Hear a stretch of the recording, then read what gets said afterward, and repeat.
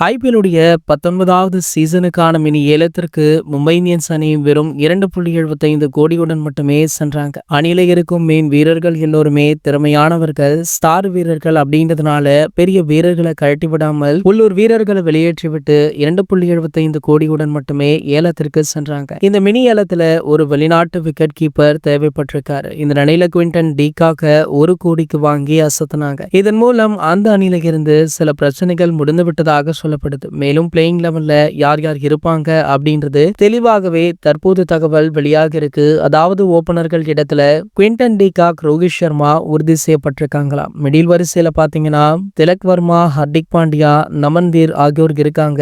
இவங்க பெரிய தாக்கத்தை ஏற்படுத்தினா மும்பை அணி வெல்வதை யாராலுமே தடுக்க முடியாது. அடுத்ததாக பவர் ஹிட்டர் இடங்கள்ல ரூதர்ஃபோர்ட், மிச்சல் சாட்னர் ஆகியோர் ஆட வைக்க முடிவுமே பண்ணிருக்காங்களா. பவுலர்களை பாத்தீங்கன்னா பும்ரா, ட்ரெண்ட் போல்ட், மயங்க் மார்க்கண்டே ஆகியோர் இருக்காங்க. ஒரு பக்காவான 11 அணி மும்பை இந்தியன்ஸ் அணி பக்கம் தற்போது இருப்பதால இந்த செய்தி வைரலுமே ஆகிட்டு இருக்கு. இது போன்ற செய்திகளை பத்தி நீங்க உடனே தெரிஞ்சுக்க நம்மளுடைய சேனலை மறக்காம சப்ஸ்கிரைப் பண்ணிக்கோங்க.